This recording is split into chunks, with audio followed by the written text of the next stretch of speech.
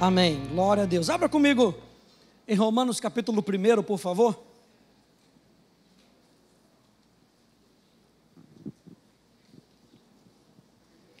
Pastor Hélio não está aqui, está em Ribeirão Preto. O reino de Deus está expandindo, minha gente. Aleluia. Oh, tem coisas maravilhosas para 2019. Aleluia. Catuca 3 pessoas e diga: se prepara para esse ano. Ah, não. Se prepara para esse ano. Se prepara para esse ano. São 2 coisas que eu vou falar aqui, que não tem nada a ver com a minha mãe. Uma coisa, se prepara para esse ano. Segunda coisa, você tem que decidir deixar a chupetinha com o Papai Noel esse ano. Aleluia. Esse ano, sabe aquele cartãozinho de deixar as coisas para trás, que a gente distribuiu, você tem que botar lá, vou botar a chupetinha para o Papai Noel esse ano. Se prepara para crescer. E quando a gente se prepara para crescer, a roupa antiga não cabe mais. Aleluia. Não cabe mais não, gente. Senão a gente vai ficar parecendo o Kiko, sabe o Kiko? Aquele cara grande, velho, aquelas bochechonas e uma roupinha de criança, fazendo papel de criança. 2019 é ano para a gente se preparar para amadurecer. Aleluia. Jesus está anotando você que está dizendo aleluia. Glória a Deus. Romanos capítulo 1, eu quero falar sobre o poder do Evangelho nessa noite. Quantos aí acreditam que a palavra de Deus é poderosa? A palavra de Deus não volta vazia. Ela produz tudo aquilo que Deus diz que ela vai produzir. Aleluia. Romanos capítulo 1, verso 16 diz: porque eu não me envergonho do Evangelho de Cristo, pois é o poder de Deus para a salvação de todo aquele que crê, primeiro do judeu e também do grego, visto que a justiça de Deus se revela no Evangelho de fé em fé. É sempre algo crescente. A vida do justo é como a luz da aurora, é sempre crescente. É de fé em fé, é de glória em glória, é de graça em graça. Quanto mais nós nos expomos ao Evangelho, mais iluminação na palavra nós temos, mais comunhão com o Espírito Santo nós temos. E esse Evangelho não é um Evangelho sem poder, esse Evangelho é um Evangelho poderoso. E o apóstolo Paulo, ele diz que o Evangelho, ele é poderoso para a salvação. E essa salvação não é só nós sairmos do inferno para irmos para o céu. A salvação, a palavra salvação, ela tem o intuito de fazer novamente, de fazer íntegro novamente. Nós que fomos rasgados por causa do pecado, pela salvação, obra de Cristo na cruz do Calvário, eu e você fomos feitos um com Deus. Aquele que se une ao Senhor é um só Espírito com Ele. Nós que vivemos em Cristo, eu e você podemos dizer para que todos possam ouvir que eu e Cristo somos um. O poder de Deus se revela através do Evangelho. E o Evangelho não são apenas boas palavras. O Evangelho é uma palavra poderosa que muda a nossa vida. Falar de salvação é falar de transformação de vida. É falar assim: nós estávamos indo para o inferno. Nós estávamos com os 2 pés no inferno. Mas Jesus foi e nos resgatou do império das trevas, do império de ignorância. Ele nos resgatou, o que eu e você não poderíamos fazer, Ele fez. E Ele fez por amor a mim, Ele fez por amor a você. Falar do Evangelho é falar que nós temos uma nova identidade, é falar que nós somos mais uma vez um com Cristo. Esse é o poder. Gente, a gente tem que acordar todo dia de manhã dando graças a Deus, porque nós não vivemos mais no inferno. Enquanto tem muita gente nesse mundo dizendo minha vida é um inferno, eu e você podemos dizer: eu vivo no céu. Eu não estou esperando para morrer para ir para o céu, eu vivo no céu. A Bíblia diz que eu estou assentado em lugares celestiais juntamente com Cristo. Eu e você podemos experimentar a dimensão celestial agora, nesse momento. O Evangelho é o poder de Deus para a salvação, para que o homem seja feito um com Deus mais uma vez. E aí a gente pode entender que o Evangelho, ele é uma história de redenção. Ele conta a história da redenção do homem. Mas a gente também pode, eu quero trazer isso nessa noite, a gente pode entender que a gente pode dividir esse evangelho em duas grandes metades. 2 Coríntios capítulo 5, verso 17, você conhece, que diz: pelo que se alguém está em Cristo, é nova criatura. As coisas velhas já passaram, e eis que tudo se fez novo. O apóstolo Paulo, ele diz claramente, são duas essas metades da nossa vida. As coisas velhas já passaram, eis que tudo se fez novo. E eu boto aqui para você, só para que você entenda, que 2 Coríntios capítulo 5, verso 17, fala de duas grandes metades. O evangelho conta a sua e a minha história em duas grandes metades: o velho eu e o novo eu. 2 Coríntios 5, 17. A primeira parte diz que as coisas velhas já passaram. O velho homem morreu, ficou para trás. Não tente ressuscitar o velho homem, ele ficou para trás. Hoje nós vivemos em novidade de vida. O novo eu, quem eu sou em Cristo Jesus. Então nessa primeira vista que nós devemos dar à natureza do evangelho, o evangelho lida com a velha criatura e lida com a nova criatura, ambos de forma total. O evangelho então, gente, é a solução total para o velho homem. O evangelho é o poder de Deus, é a solução total para a velha criatura. Mas o evangelho também é a solução total para a nova criatura. A resposta para a sua vida e para a minha vida está no evangelho, no poder de Deus. Olha só como é que a gente também pode dividir isso. Eu quero falar sobre essas 4 partes: o velho eu e o novo eu. Como o evangelho ele lida com o velho eu e como o evangelho lida com o novo eu, o poder do evangelho nas nossas vidas. A primeira coisa que eu quero ver com você é que o evangelho lida com a natureza do pecado. O evangelho lida com a natureza do pecado, não só com os atos pecaminosos, ele vai lá na raiz. E o evangelho me diz com isso que Cristo morreu por mim e por você. Nesse primeiro quarto do evangelho, a gente pode entender que Cristo morreu por mim e por você. Ele foi no nosso lugar. Esse fato revela o poder do perdão de Deus para mim e para você. Quando a gente pensa no evangelho, a gente pode pensar: o perdão de Deus me alcançou. Não é maravilhoso quando pensa nisso, você tem uma dívida e alguém chega e paga aquela sua dívida que você nunca conseguiria pagar essa dívida? Quantos aí dão glória aí, aleluia? Jesus fala comigo nessa hora. Fala e fala alto, Deus, aleluia. Jesus veio e solucionou, trouxe a solução para o problema através de algo chamado perdão.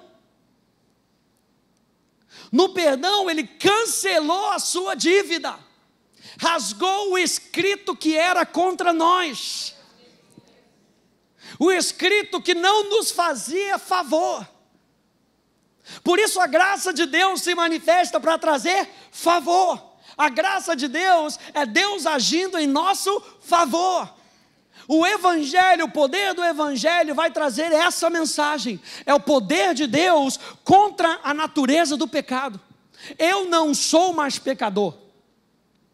A Bíblia é tão enfática para dizer isso. A minha natureza não é mais pecado. Ele transformou a minha vida e hoje eu sei que eu posso ser santo todos os dias da minha vida. Não é interessante que às vezes a gente olha para uma cruz que parece que é uma cruz que não tem tanta força. Parece que é uma cruz que consegue tirar o homem do inferno, mas não consegue tirar o inferno do homem. Eu creio no poder do evangelho que não só me tira do inferno, mas tira o inferno de dentro de mim. A obra de Cristo é tão poderosa que ela muda quem eu sou. Ela pode mudar a minha personalidade.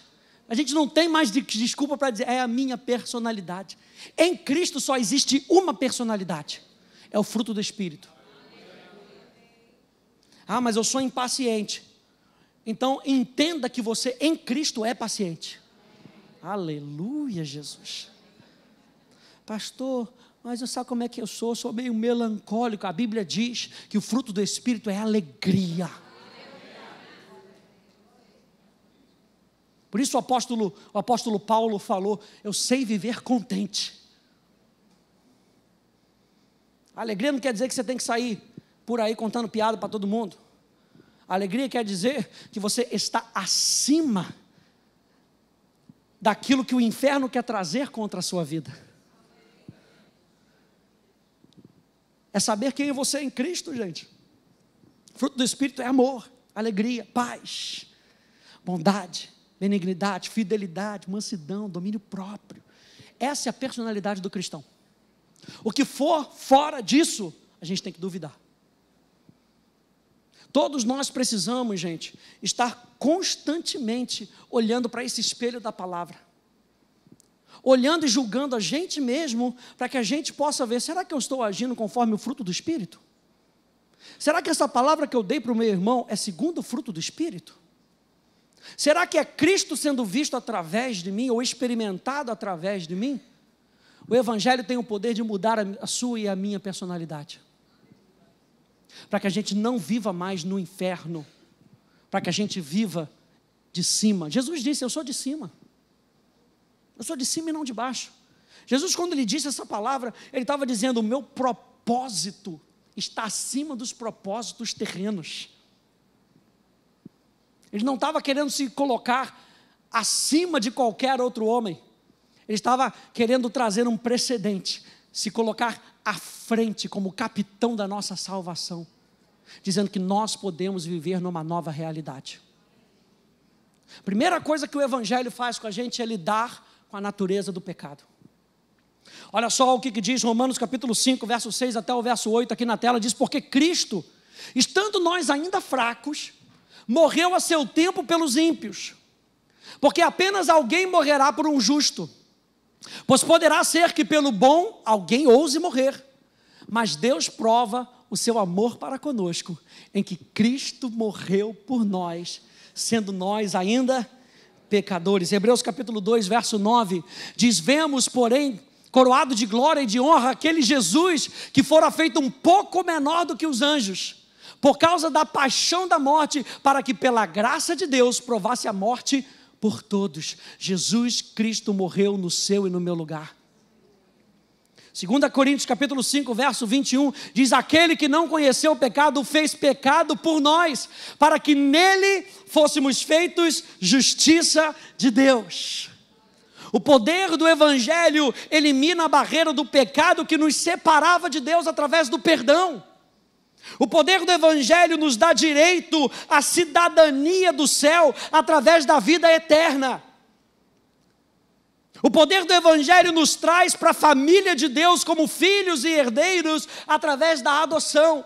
O poder do Evangelho muda a orientação da nossa vida, do esforço próprio para o descanso através da graça. E tudo isso ele faz quando ele lida com a nossa velha natureza, com a natureza do pecado. Perdão, herança, adoção, vida eterna, graça. A segunda coisa que o Evangelho faz, o Evangelho lida com a nossa antiga maneira de pensar. Primeiro ela lida com a natureza do pecado. Depois ela começa a lidar com a nossa antiga maneira de pensar. Quando Jesus morreu na cruz, ele não somente morreu por você, ele também morreu como você. Ele não somente morreu no seu lugar. Na visão de Deus, Cristo era você morrendo na cruz. A Bíblia afirma que quando Cristo morreu, você morreu com Ele. Quando Cristo foi sepultado, você foi sepultado com Ele. Quando Cristo ressuscitou, você ressuscitou nele. Quando Cristo ascendeu aos céus, você ascendeu com Ele. Quando Deus olha para a gente, Ele vê Jesus. E quando Ele olhava para Jesus, Ele via a gente. Cristo não só morreu por nós, Ele morreu como um de nós.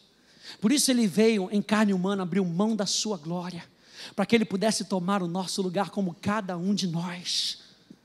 Quando você olhar para aquela cruz vazia, que deveria ser o nosso lugar, mas Jesus tomou o nosso lugar, você entende que você pode viver uma vida ressurreta. Porque se Jesus ressuscitou, nós ressuscitamos com Ele. E nós estamos hoje assentados à destra de Deus, em Cristo Jesus, eu e você. Esse é o poder do Evangelho na nossa vida, gente. O Evangelho nos eleva de uma vida de miséria para uma vida próspera, uma vida que anda para frente, uma vida com propósito, uma vida com direção, uma vida com sentido. Eu e você não estamos à toa nessa vida. O poder do Evangelho nos dá sentido. O poder do Evangelho nos dá direção, gente. Aleluia. Abra comigo em Romanos capítulo 6.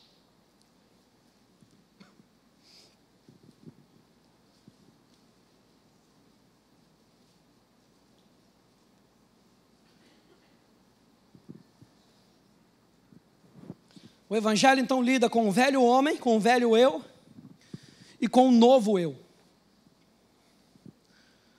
Primeiro ele lida com a natureza do pecado, depois ele lida com a nossa antiga maneira de pensar. Romanos capítulo 6, a partir do verso 6, diz assim: sabendo isso, que o nosso homem velho foi com ele crucificado, para que o corpo do pecado seja desfeito, para que não sirvamos mais ao pecado. Porque aquele que está morto está justificado do pecado. Ora, se já morremos com Cristo, cremos que também com Ele viveremos. Aleluia. Sabendo que tendo sido Cristo ressuscitado dentre os mortos, já não morre. A morte não mais tem domínio sobre Ele. Pois quanto a ter morrido, de uma vez morreu para o pecado, mas quanto a viver, vive para Deus. Assim também vós, considerai-vos como mortos para o pecado, mas vivos para Deus em Cristo Jesus o nosso Senhor. Não reine, portanto, o pecado no vosso corpo mortal, para lhe obedecerdes em suas concupiscências. Nem tampouco apresenteis os vossos membros ao pecado por instrumentos de iniquidade, mas apresentai-vos a Deus como vivos dentre os mortos, e os vossos membros a Deus como instrumentos de justiça. Aqui o que Paulo está falando? Paulo está falando: eu entendo que eu morri, eu entendo que o meu pecado foi sepultado, eu entendo que eu deveria estar naquela cruz, mas hoje eu estou vivo, e agora o que eu tenho que fazer? O que eu tenho que fazer para experimentar esse poder? E ele mesmo responde em duas coisas. Ele diz: considere você mesmo como morto para o pecado. Eu acho interessante essa palavra considerar. A palavra aqui é logizomai, e a palavra logizomai tem o sentido de enumerar, de contar. Não é algo que você deixa passar, é algo que você conta uma a uma. Sabe que se você tem lá os seus, por exemplo, você vai fazer lá a sua contabilidade, você não pode deixar o número passar, senão o leão te pega. Você tem que contar em detalhes. Isso é enumerar, isso é logizomai, isso é considerar, e é isso que a Bíblia diz que nós devemos fazer. Veja bem, é enumerar, meditar. Considerar é meditar, considerar é determinar e decidir. Então não é só um enumerar, contar precisamente, é também meditar no fato de que eu estou morto para o pecado. E número 3 é decidir viver como morto para o pecado. Não é só saber, gaste um tempo meditando, sabendo que você está morto para o pecado. E determine viver uma vida morto para o pecado. O apóstolo Paulo fala: considerai-vos mortos para o pecado. E a segunda coisa que ele diz: apresentai-vos a Deus. A palavra apresentar aqui, ela tem o sentido de estar à disposição. Eu gostei dessa palavra, paristemi. Estar à disposição, permanecer na presença. Já foi no restaurante lotado, com 2 garçons? E você está sentado na mesa, ei, a pessoa olha, e vai atender mais 50 mesas na sua frente.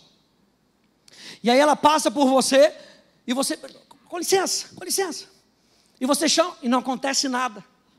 Agora, já foi naquele restaurante chique? É 1 garçom por mesa, aleluia. O cara vem tocar violino na sua mesa, aleluia. A palavra paristeme significa você está completamente disposto e exclusivamente disposto para servir a outro. Ele diz: apresentai-vos a Deus. Esteja disponível na presença de Deus. Esteja disponível, não apenas se considere morto para o pecado e não faça nada. Se considere morto para o pecado, determine que você não serve mais o pecado, mas agora você vai determinar no seu coração que eu e você estamos dispostos na presença de Deus. E é aquele negócio, o garçom fica te olhando, é até constrangedor.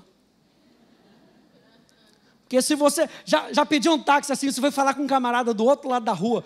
Outro dia aconteceu, fui falar com outro cara da rua, ele fez assim, o taxista já foi jogando. Não, calma rapaz, calma, não pedi nada não. Não, calma, quase atropelou a velhinha. Não, calma. Estar disposto, atento.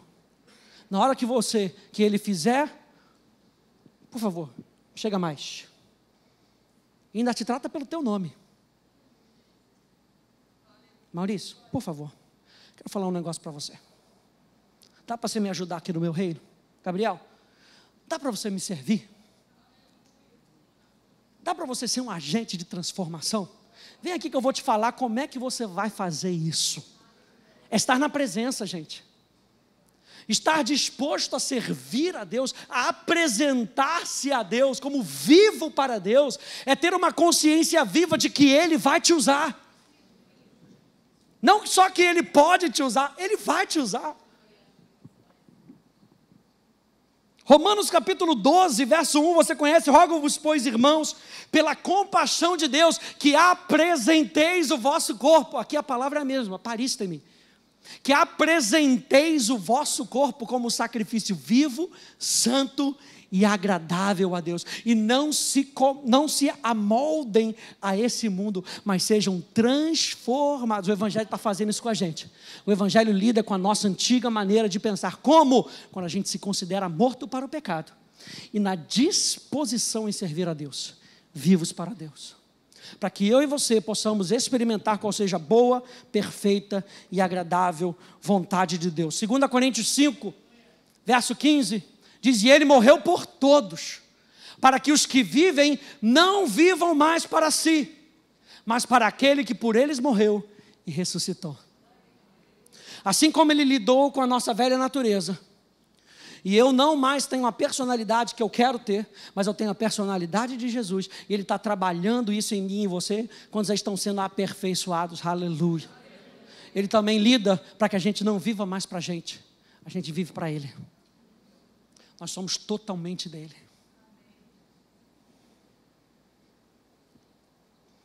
Na segunda metade do Evangelho, então, ele começa a lidar com o nosso novo eu. O Evangelho lida com a nossa nova vida. No velho eu, ele lida com a nossa natureza pecaminosa, ou com a natureza pecaminosa, perdão. Ele lida com a nossa antiga maneira de pensar. E no novo eu, ele começa a lidar então com a nossa nova vida. Ele não só traz a solução para a sua velha vida, de você deixar a velha vida para trás, ele também traz a solução para a sua nova vida. Como viver com Deus. Não somente o que você tem que deixar para trás. A pastora Deise pregou uma mensagem maravilhosa no final do ano, deixando para trás o que para trás fica. Nós vamos seguir. Não é só deixar para trás. O Evangelho não só conta de onde você saiu, ele está contando para onde você vai. É isso que é maravilhoso. Ele lida então com a nossa nova vida. Então aqui, Cristo vive em mim. No primeiro quarto, Cristo morreu por mim. No segundo quarto, Cristo morreu como eu. E agora nós estamos vivendo que Cristo vive em mim. Eu tenho uma nova vida. Tudo é Cristo, gente. Tudo é por Ele, tudo é através dEle. O Evangelho é Cristo em nós, a esperança da glória. A palavra glória é a manifestação da presença de Deus. Cristo em mim, a esperança da glória. Estamos vivos para Deus, nós temos uma nova vida. E nós podemos andar no poder da ressurreição. Diga, eu posso andar no poder da ressurreição. Paulo diz isso, eu quero conhecê-lo, para que eu possa verdadeiramente conhecer o poder da ressurreição. Olha só o que diz Romanos capítulo 8, verso 9 até o verso 11, diz: vós, porém, não estáis na carne, mas no Espírito, se é que o Espírito de Deus habita em vós. Mas se alguém não tem o Espírito de Cristo, esse tal não é dele. Ora, se Cristo está em vós, o corpo, na verdade, está morto por causa do pecado, mas o Espírito vive por causa da justiça. E se o Espírito daquele que dos mortos ressuscitou a Jesus habita em vós, aquele que dos mortos ressuscitou a Cristo Jesus há de vivificar também os vossos corpos mortais pelo seu Espírito que em vós habita. Ele lidou com a nossa velha natureza e nos deu uma nova natureza, nos deu uma nova vida. Falar de uma nova vida, gente, é falar de um novo destino, de uma nova esperança. Esse é o poder do Evangelho. Isso me empolga, tendo que falar do Evangelho para outras pessoas, porque a gente não só fala do errado. O Evangelho, ele diz qual é a solução para aquilo que está errado. Isso é maravilhoso. Olha só o que diz Gálatas capítulo 2, verso 20, já estou crucificado com Cristo, e vivo não mais eu, mas Cristo vive em mim. E a vida que agora vivo na carne, vivo-a na fé, no Filho de Deus, o qual me amou e se entregou a si mesmo por mim. Aleluia, obrigado, meu Rei. Obrigado, meu Rei. Obrigado, meu Rei. O poder da ressurreição nos habilita a andarmos na força do Espírito Santo. Eu e você podemos andar no Espírito Santo por causa do poder do Evangelho em nós.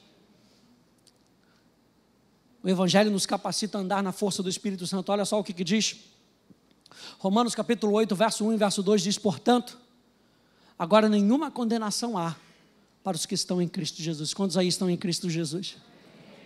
Porque a lei do Espírito da vida em Cristo Jesus te livrou da lei, do pecado e da morte. Gálatas capítulo 5, e os que são de Cristo Jesus crucificaram a carne com as suas paixões e concupiscências.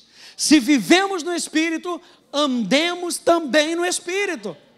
Ele está falando que nós temos uma nova vida, mas não basta ter uma nova vida, é necessário andar.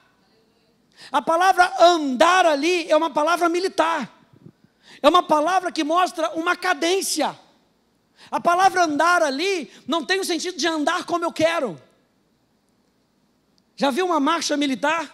7 de setembro, o pessoal marchando e tem alguém que dá o ritmo.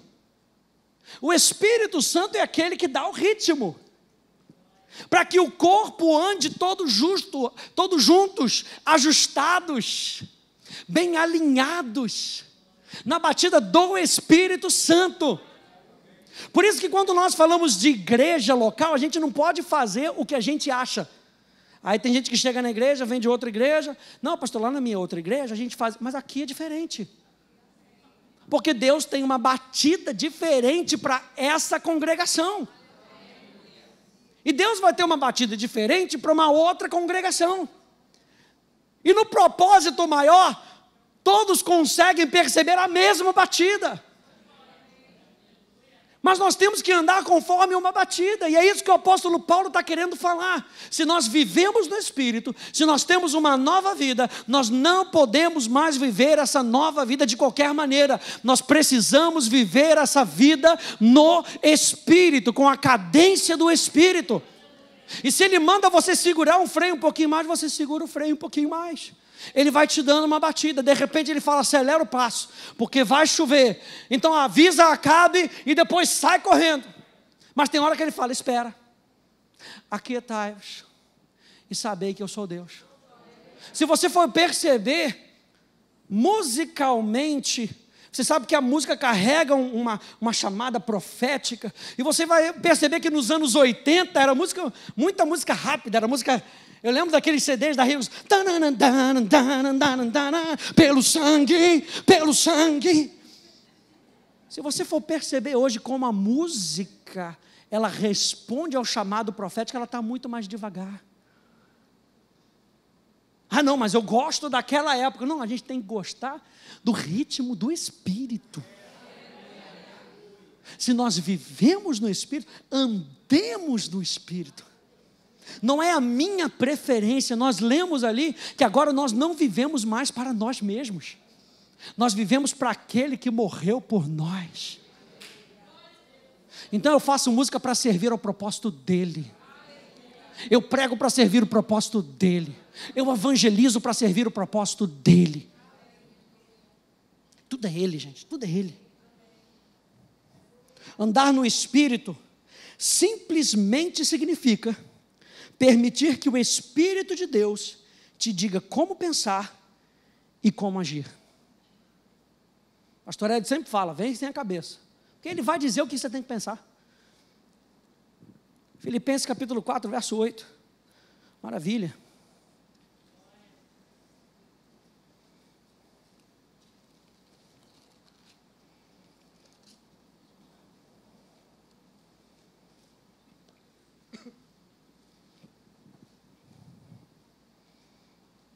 A partir do verso 4. Filipenses capítulo 4, verso 4. Alegrai-vos sempre no Senhor. Ah, pastor, mas o senhor não sabe o que eu estou pensando. A ordem do apóstolo é: alegrai-vos quando? Sempre. Vira para o teu irmão de rabo de olho e fala: sempre. Alegrai-vos sempre no Senhor. Outra vez, se não fosse bastante, uma só, ele fala: vou falar se você não entendeu. Se você não entender a segunda vez, eu desenho. Outra vez vos digo: alegrai-vos, seja a vossa moderação conhecida de todos os homens, perto está o Senhor. Não andeis ansiosos de coisa alguma, em tudo, porém sejam conhecidas diante de Deus as vossas petições, pela oração e pela súplica, com ações de graças. E a paz, olha o ritmo que ele está dando, e a paz de Deus, que excede todo o entendimento, guardará o vosso coração e a vossa mente em Cristo Jesus. Finalmente, irmãos, tudo que é verdadeiro, tudo que é respeitável, tudo que é justo, tudo que é puro, tudo que é amável, tudo que é de boa fama, se alguma virtude há e se algum louvor existe, seja isso o que ocupe o vosso pensamento. Andar no Espírito é permitir que o Espírito Santo me diga o que pensar. O mundo quer que você tenha o seu próprio pensamento para dizer que você é maduro o suficiente. Mas o cristão que é maduro sabe que o pensamento que nós temos não é o nosso, é o dele. É o pensamento dele, gente, que traz coisas boas. É o pensamento dele que abre porta para o milagre. É o pensamento dele, não é o nosso, gente. Olha só o que diz Filipenses aqui na tela, capítulo 2, na Bíblia amplificada, diz: então, meus queridos, assim como vocês sempre obedeceram às minhas instruções com entusiasmo, não apenas em minha presença, mas ainda mais agora em minha ausência, continuem a desenvolver a sua salvação. A palavra desenvolver ali, ela tem um sentido de quando você vai para a academia. Fala isso não, pastor. Prometi que em janeiro eu ia. Já estamos quase no final de janeiro, pastor. Jesus te ajude, irmã, aleluia. Continue a desenvolver a sua salvação. E ele continua dizendo: isso é, olha só a palavra aqui que ele diz, cultivar, trazendo ao resultado completo, ativamente buscar a maturidade espiritual, com temor inspirado pela admiração, e com temor, usando de cautela especial e autoavaliação crítica para evitar qualquer coisa que ofenda a Deus ou desacredite o nome de Cristo. Pois é, não pela sua força, mas a de Deus, que está eficientemente trabalhando em vocês, tanto para produzir o que querem, quanto realizar, isso é, fortalecendo, energizando e criando em vocês o desejo e a habilidade para cumprir o seu propósito, para o seu bom prazer, para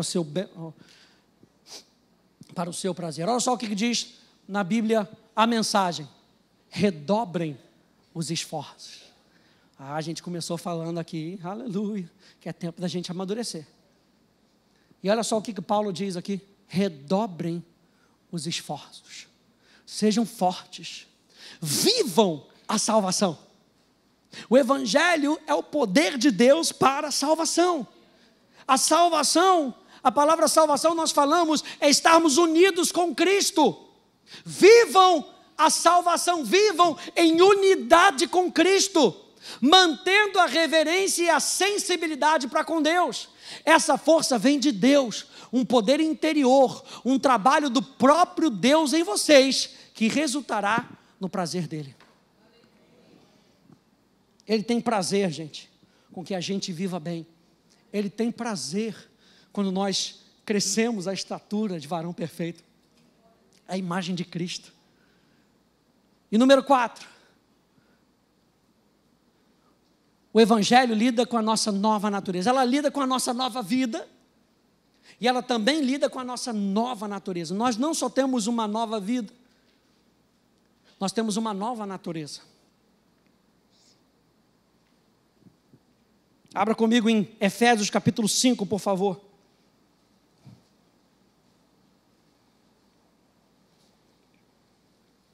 No primeiro quarto a gente viu que Cristo morreu por mim. No segundo quarto nós vimos que Cristo morreu como eu. No terceiro quarto nós vimos que Cristo, Ele vive em mim. E nesse quarto quarto nós vamos ver que Cristo vive através de mim. O Evangelho é a solução completa. Lida com a nossa velha natureza e lida com a nossa nova natureza. Efésios capítulo 5, verso 1 e verso 2, sede, pois, imitadores de Deus, como filhos amados. Alguém pode dizer, Jesus me ama? Aleluia. Jesus me ama. E ele diz, e andai em amor, como Cristo também vos amou, e se entregou a si mesmo por nós, como oferta e sacrifício a Deus, em cheiro suave. Cristo não somente vive em nós, agora Cristo vive através de nós. Ele não somente transforma a nossa vida, Ele transforma a nossa vida com o propósito de que Ele seja visto através de mim e de você. Por isso o apóstolo Paulo diz, sede, pois, imitadores de Deus. Porque sendo imitadores de Deus, Deus pode ser visto através de mim e de você. Deus pode ser conhecido através de mim e de você. Deus pode ser tocado através de mim e de você. 2 Coríntios 6, verso 1, diz, e nós, na qualidade de cooperadores com Ele, também vos exortamos a que não recebais em vão a graça de Deus. 1 Coríntios 3, 9, diz, porque de Deus somos cooperadores, lavoura de Deus, edifício de Deus, sois vós, você e eu, fomos chamados para sermos cooperadores com Deus. Então o Evangelho lida com o nosso velho homem, lida com o nosso novo homem. O Evangelho é tão poderoso que ele lida com a nossa velha natureza, ele lida com a natureza do pecado, ele lida com a nossa forma antiga de pensar. O Evangelho lida com a nossa nova vida, e o Evangelho lida com a nossa nova natureza, e a nossa natureza, a nossa nova natureza é o amor. O fruto do Espírito é o amor. A alegria é o amor se manifestando. Eu estava pregando ontem na Gavião Peixoto, na nossa igreja lá de Niterói. Eu estava falando sobre a fé. A fé que opera pelo amor. Gente, a gente só consegue andar pela fé verdadeira se nós entendermos o amor de Deus por nós. A nossa fé é a gente respondendo ao amor de Deus. Quando nós percebemos o amor de Deus, nós nos lançamos no braço dele. Nós nos lançamos no propósito dele. Porque ele me ama, eu confio. Porque ele me ama, eu me entrego. Porque ele me ama e ele quer o melhor para mim. Quantos aí creem que Deus quer o melhor para você? Eu entrego a minha personalidade para ele. Eu entrego os meus planos para ele, porque ele me ama. E eu conheço, eu acho interessante quando a gente fala, por exemplo, de Davi, o homem segundo o coração de Deus. A palavra Davi, o nome Davi, vem de uma raiz que significa amado por Deus. Imagina alguém chamando todo dia e dizendo para você todos os dias que você é amado por Deus. Amado por Deus. E por mais que a família dele quisesse botar ele para baixo, já tinham colocado o nome do menino de Davi. Por mais que ninguém veja destino e futuro em você, você já leva o nome de Cristo. O inferno tem que te chamar de Cristo. Se esqueceram de Davi, mas tiveram que chamar aquele, Davi. Chama o amado por Deus. Chama aquele que é amado de Deus. Quando Jesus, ele foi ao deserto, e ele foi guiado no Espírito, pelo Espírito, Satanás quis tirar uma palavrinha chave. Na primeira e na segunda tentação ele disse: se você é filho de Deus. A questão ali não era se Deus sabia ou não sabia que ele era filho de Deus. Ele tirou a palavrinha amado.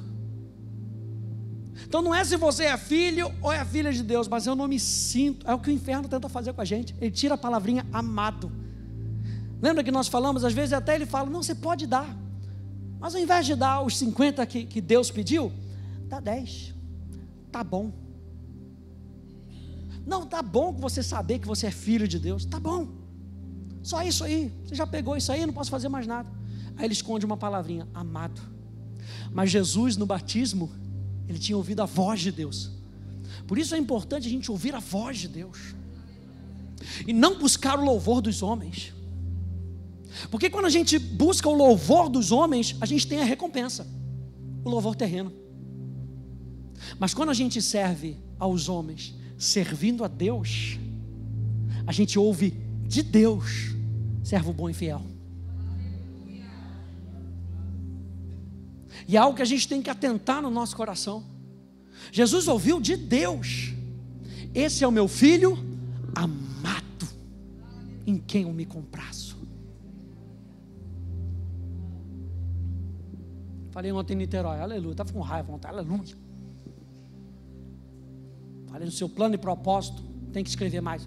Primeiro escreveu: vou dar minha chupetinha para o Papai Noel. Segundo, vou acabar com o mimimi na minha vida. Sabe aquele mimimi, aquela reclamaçãozinha? Mimimi, poxa, você não falou comigo. Poxa, não sei o que lá. Poxa, não sei o que. Poxa, pastor não ligou para mim no meu aniversário. Poxa, mimimi. O quê? Estou com raiva. Como diz o pastor, estou com raiva do inferno. Que ao invés de crescer, parece que a gente mingua. Mas você não é filho de Deus? Sou. Aí ele esconde aquela palavrinha amado. O amor de Deus é tudo aquilo que a gente precisa para viver nessa vida. O amor de Deus na nossa vida nos cativa. A Bíblia diz que o amor nos constrange. E a palavra constranger ali não é levar a você sentir envergonhar. Pô, ai, está me constrangendo. A palavra constranger ali no grego é te envolver de tal maneira que você não consegue ir nem para a esquerda, nem para a direita, nem para frente, nem para trás, a não ser que o amor te empurre. É tipo arrastão do amor de Deus. Isso é constranger no grego. O amor de Deus é Ele que nos impulsiona. Eu não consigo sair para um lado, eu não consigo sair para o outro, se não for levado pelo amor de Deus. O Evangelho lida com essa nova natureza. O Evangelho constantemente nos lembra que nós somos amados por Deus, para que nós possamos ser veículos do amor de Deus. É um amor que disciplina, é um amor que chama para perto, é um amor que se importa ao ponto de dizer que você está errado, como Deus faz com os seus filhos. Quantos aí são filhos de Deus? Amados por Deus. Deus se importa comigo e contigo e não quer deixar a gente na condição onde a gente está. É ano da gente amadurecer, é ano da gente crescer, é ano da gente viver pelo poder do Evangelho, de deixar todos os dias o Evangelho lidar com essa velha natureza, com essa velha maneira de pensar, do Evangelho lidar com essa nova vida e do Evangelho lidar com a nossa nova natureza. Nós somos cooperadores de Deus. Eu e você podemos viver no poder do Evangelho, porque não me envergonho do Evangelho de Cristo, pois é o poder de Deus para a salvação de todo aquele que crê, primeiro do judeu e também do grego, visto que a justiça de Deus se revela no Evangelho, de fé em fé, como está escrito: justo viverá pela fé. Essa palavra viver é a palavra tzal, da onde a gente tira a palavra zoe. E tzal é uma vida sobrenatural. Eu e você não fomos chamados para viver nessa realidade onde a gente só consegue enxergar com os nossos olhos naturais. Eu e você somos capacitados pelo poder do Evangelho a enxergarmos além. Se eu pudesse trazer uma comparação que todo mundo vai entender, é a espada da justiça, aleluia, o olho de Tandera, aleluia, que nos dá a visão além do alcance, aleluia. Thundercats, aleluia. O Evangelho nos faz ver além. O Evangelho, gente, a palavra verdade significa realidade, aletheia. Não é só algo que é verdadeiro comparado com aquilo que é falso. É que essa verdade é uma realidade. Em que realidade a gente vai viver nesse mundo? Realidade de cima ou realidade de baixo? A realidade daquilo que o inferno diz para a nossa vida, ou a realidade daquilo que Deus diz para a nossa vida? Porque nenhuma das promessas de Deus caiu por terra. Toda palavra que sai da boca de Deus prospera.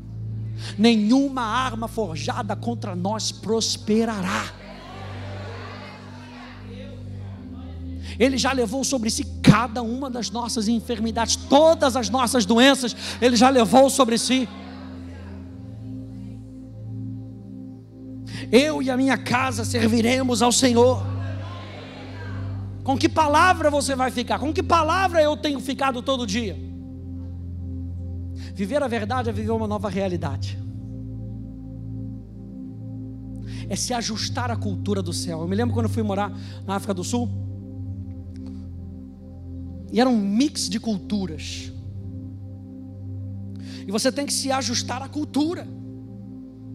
Você chega aqui na igreja local, você tem que se ajustar a uma cultura.